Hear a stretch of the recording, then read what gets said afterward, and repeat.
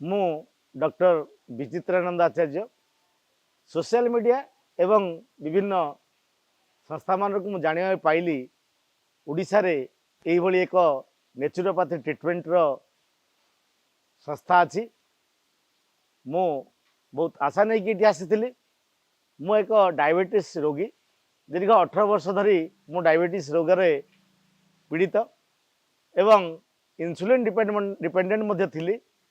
मु जेतेबेले एठी पहुंची 172 मोर फास्टिंग थिला HbA1c लास्ट 15 दिन तले पाखापाखि 8.9 थिला। किंतु मोर जेतेबेले ई टीकार आमर नेचुरोपैथी डॉक्टर को सहित मु कंसल्ट कली मु देखिली से माने इंसुलिन बंद करिया को तो सेमिति कहिलेनी तथापि से माने बहुत भरोसा देथिले एवं यह मिराकिल भली लागिला।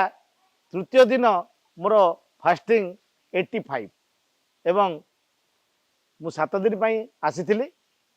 तृतीय दिन परडू मु मोर इंसुलिन बंद कर देछि। चतुर्थ दिन टारू मु केवल सिटाग्लिप्टिन मेटफॉर्मिन जो दिन को दुईटी खाउथली ताहाको गुटिए कर देछि। मु अन्य डाक्टर बंधु मान को मध्य कहले से माने मध्य आश्चर्य होउचंदी। किंतु जेहेतु मु निजे एठी रही कौन प्रकार औषध सेवन न करी केवल प्राकृतिक चिकित्सा रे मोर जो सुगार विगत 18 वर्ष धरी यही जो रिपोर्ट मु देखिली ता निश्चय निश्चय आश्चर्य लगुच एवं मु समस्त को अनुरोध करुच्ची नेचुरोपैथी जहाँकि प्राकृतिक चिकित्सा साइड इफेक्ट किसी ना समस्ते यही पद्धति को अपनाया कथा।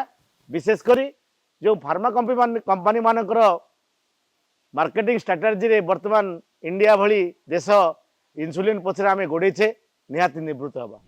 मो ना ममता आचार्य ये मो हस्बैंड विचित्रानंद आचार्य आमे दुहे एठी ट्रीटमेंट पे आस्थिलु। मो हस्बैंड ट्रीटमेंट नौथिले आ मु तांको सांगरे थिली। एठरो खाइबा पीबा रहिबा बहुत भल लागिथिला मते। आउ एठरो परिवेश भी देखि पारुथिबे आपण बहुत सुंदर लागुची। बहुत प्राकृतिक परिवेश एठे आउ एठरो आमे सांग साथी की बहुत रही जाइथिलु एठे। आउ मो हस्बैंड ट्रीटमेंट पे जेहेतु आस्थिले तांकर बहुत किछि डेवलपमेंट हेइथिला। आउ घरे तांकर ओजन भी बहुत अधिका थिला सेटा भी बहुत कमी छी।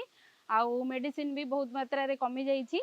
आउ सेति पे बहुत खुशी अछि एठे। आज ही पहला कदम बढ़ाएं एक स्वस्थ, संतुलित और दवा मुक्त जीवन की ओर। हेल्थविल भालुनका भुवनेश्वर में पाएं शुद्ध, प्राकृतिक और बिना दवाइयों के उपचार। आज ही निशुल्क परामर्श के लिए कॉल करें।